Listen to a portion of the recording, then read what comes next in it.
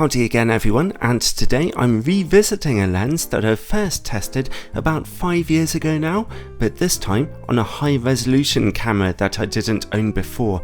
I'm looking again at the very well respected Sigma 50mm f1.4 Art.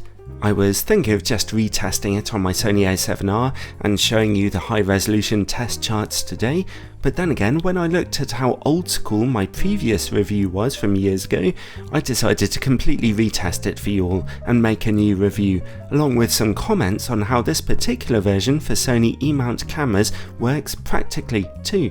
If you're desperate to watch the old review, then there'll be a link in the description. All I will say is that my videos have thankfully improved over the years, you've been warned. I will be using the same pretty sample pictures as before though, just for the sake of nostalgia. Now, this particular lens might be starting to get a little older nowadays, but it's still very significant. It made a real splash on the market when it first came out for its revolutionary sharpness, being much higher than other 50mm options available at the time.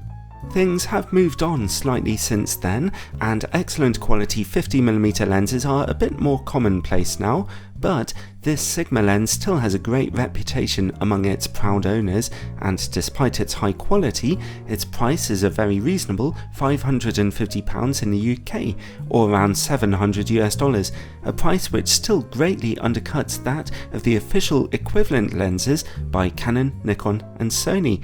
So let's see how it performs today. And I'd like to thank Sigma UK for loaning me a copy of this lens for a week for testing, although as usual this is a totally independent review.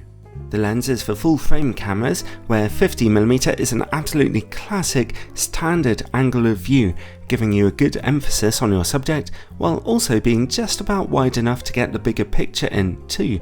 This particular lens comes in Canon EF, Nikon F, Sony A, Sigma SA, L-mount Alliance and tested today Sony E-mount. The L-mount and Sony E-mount versions, as you can see here, are a bit longer than the originals for digital SLR cameras, as they have a built-in adapter to make them work properly on mirrorless cameras with the different flange distance. The gap from the rear glass element though has been nicely flocked on the inside to prevent any extra reflections from sneaking in. The lens still has a weather sealing gasket and it's still fully electronic, optimised this time for Sony E-mount. Despite that built-in adapter, the lens isn't actually much bigger than Sony and Samyang's competing 50mm f1.4 lenses, which are surprisingly big in themselves. At 815 grams, or nearly 2 pounds, it's a little bit on the weighty side, but it actually feels lovely on your camera with very solid build quality. The lens still uses the same ultrasonic autofocus motor as before, and the large rubberized focus ring is still mechanically coupled to the focus system, a bit of a novelty on a mirrorless camera lens.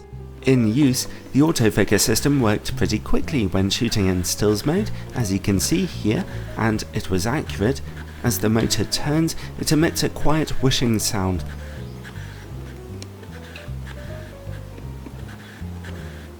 When shooting in video mode, the autofocus motor slows down quite a lot, but that has the added bonus of quieting it down, and as a result you can't really pick up the sound of it at work on your camera's microphone. The in-body image stabilization on my camera cooperated with the lens perfectly, and the all-important eye autofocus feature worked properly too, so that's pretty important. The lens comes with a nicely padded case and a hood, and its front filter size is 77mm wide. Overall, in terms of build quality, the lens is as good as ever. It feels solid, well made and lovely to handle. Its ultrasonic autofocus motor might feel a bit unusual for owners of mirrorless cameras, but it works perfectly fine, like the rest of the lens. So let's see about the all-important image quality now. As I mentioned already, this is the Sony E-mount version, so I'll start by testing it on a full frame camera, my 42 megapixel Sony A7R II. At f1.4, we see great sharpness in the middle of the image and very good contrast. The eagle-eyed among you will notice just a hint of purple fringing on highly contrasting edges, but thankfully it's pretty low. Let's see about the corners.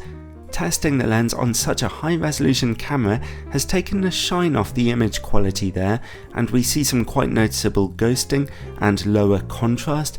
The outright resolution is not bad though.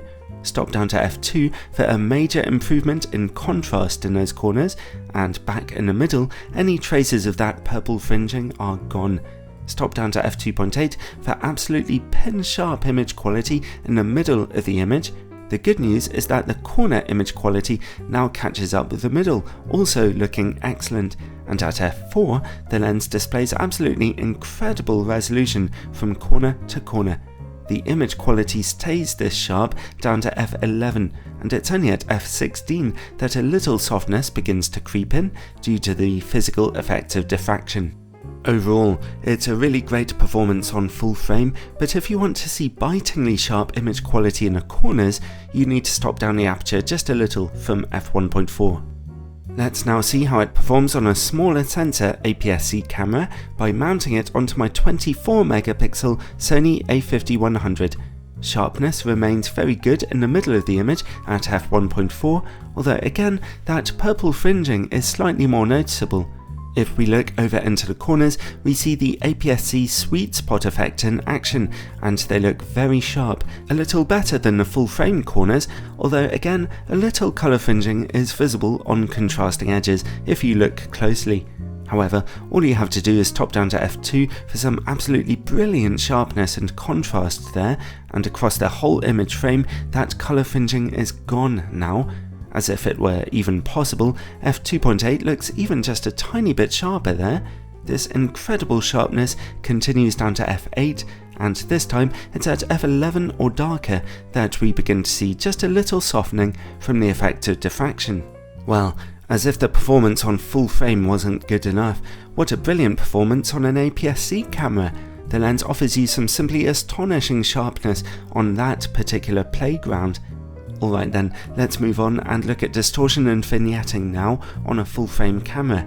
These images are taken without in-camera corrections. It's mostly good news here. The lens projects almost no distortion, as you can see.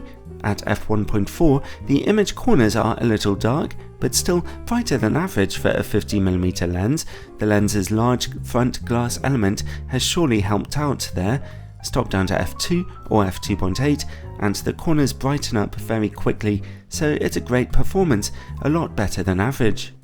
Now let's see about close-up image quality. The lens can focus as closely as 40 cm to your subject, a little closer than average for a 50mm option. At f1.4, close-up image quality is a bit soft. Stop down to f2 though for a major increase in sharpness, and at f2.8 we see that brilliant image quality making a comeback. Let's see how the lens works against bright lights now. Flaring is quite low, which is nice, although we do lose a little bit of contrast in the picture overall. Still, not a bad performance, especially compared to less expensive 50mm lenses. And while we're working in the dark, let's see about chroma levels. At f1.4, bright lights in the corners of your images will suffer from a little chroma smearing, unfortunately. Thankfully, you only really have to stop down to about f2 for it to mostly go away. This lens can, of course, get you some very out of focus backgrounds, particularly at f1.4, so let's take a look at the quality of its bokeh. Generally, your backgrounds look quite nice and soft, although particularly busy backgrounds and transitional areas can be prone to some awkward highlighting. And finally, related to bokeh is longitudinal chromatic aberration. At f1.4 we can definitely see some pink and green bokeh highlights around the plane of focus there on close inspection. However, stop down to f2 to see it largely gone, and at f2.8 completely gone, so that's not a bad performance either. Well then, overall, the Sigma 50mm f1.4 might just be starting to get a little older now, but it's clearly still an excellent optical design. I have seen 50mm lenses that are very slightly sharper in their image corners at f1.4, but not at this price point, and everything else about the lens's build quality and image quality is highly impressive. Even on a high resolution camera, it will happily get you dependably excellent images every time. In fact, I would say that its price in the UK of only £550 makes it a relative bargain, and owners of full-frame cameras should have it high on their list of prime lens options if you want something of a very high quality that won't break the bank. Even 5 years down the line from my original review, the lens still comes highly recommended.